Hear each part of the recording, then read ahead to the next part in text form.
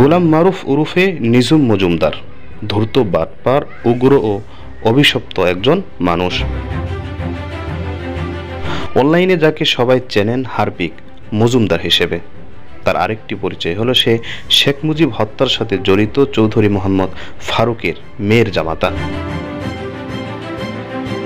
স্বৈরাচার সরকারের বলয়ে বরাবরই সে দেশের আপামর জনসাধারণের বিপক্ষে অবস্থান নিয়েছিল। বিশেষ করে দেশের ধর্মপ্রাণ মানুষ ও আলেমদের প্রতি ছিল তার মারাত্মক বিদ্বেষ। বৈষম্য বিরোধী আন্দোলনরত শিক্ষার্থীদেরকে ধূপধাপ পিটানোর পরামর্শও দিয়েছিলেন জনবিচ্ছিন্ন এই নরপিশাচ। 5 আগস্ট স্বৈরাচারের পতনকালে নিজুম মজুমদার ভারতেই ছিল। সেখান থেকে আর দেশে ফিরেনি জনতার মায়ের ভয়ে।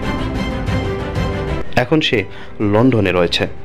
সেখানে বসে অন্তর্বর্তীকালীন সরকারের অযৌক্তিক সমালোচনায় লিপ্ত রয়েছে 24-এর এই শীর্ষ রাজাকার। করে এই দেশে কোনো ধরনের সংবিধানের তোয়াক্কা না করে দেশ চালাচ্ছে।